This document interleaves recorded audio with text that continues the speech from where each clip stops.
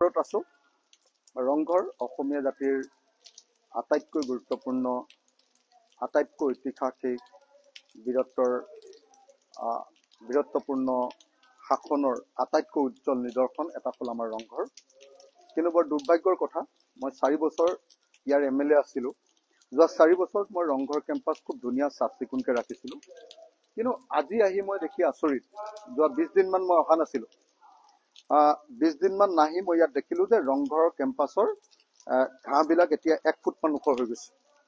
ঘাঁহবিলাক 1 foot ওখ হৈ গৈছে। তাৰ পাছতো এইবিলাক চাফা কৰা নাই।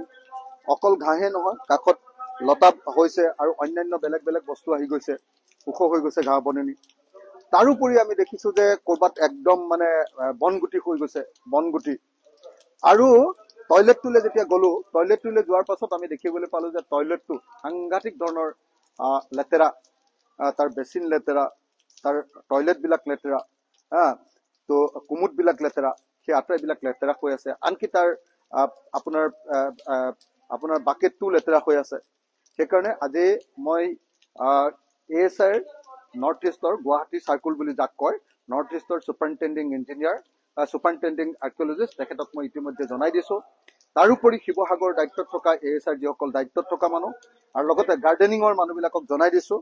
আৰু লগতে যি নাৰ্চাৰীয়ে এই কামটো পাইছে, সুশীলা নাৰ্চাৰী, তেওঁলোককো জনাই দিছোঁ যে 3 দিন 4 দিনৰ ভিতৰত মোক ৰংঘৰ আৰু শিৱদৌলৰ অৱস্থা ভাল লাগে। আৰু যদি ভাল নহয় তেতিয়াহ'লে মই একশ্যন ল'ম।